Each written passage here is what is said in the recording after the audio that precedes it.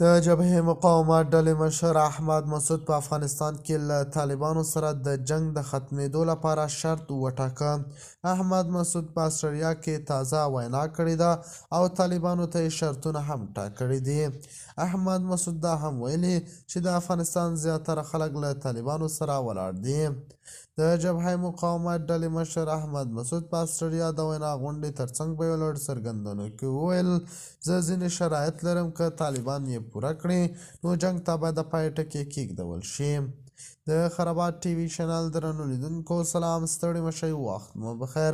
هیله لرم چې جوړ او روغ به یې. په سر کې یادونه کوم که خرابات ټي وي چینل مو نوي سبسکرایب کړئ، په درنښت سره خرابات ټي وي چینل سبسکرایب کړئ.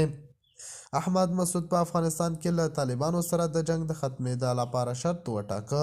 احمد مسعود د اسټرالیا په وینا کې د طالبانو د مخالفو شخصیتونو د دوهمې غونډې ترڅنګ له لویدیځو سندیو سره په خبرو کې مدعا شو چې زیاتره خلک طالبان غواړي او اوسنی وضعیت اوس هم ښه روان دی.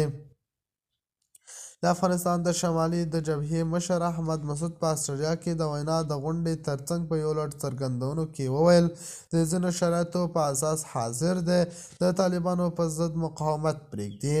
فارن خبري سایټ راپور ورکړ. د افغانستان د ملي مقاومت جبهې مشر احمد مسعود په وینا کې په یو لړ څرګندونو کې وویل، که طالبان د ملګرو ملتونو او دوبۍ پلوه هیوادونو په څارنې سره د انتخاباتو له ترسره کېدا سره پخلا شي نو دی حاضر دی له مقاومت لاس واخلي.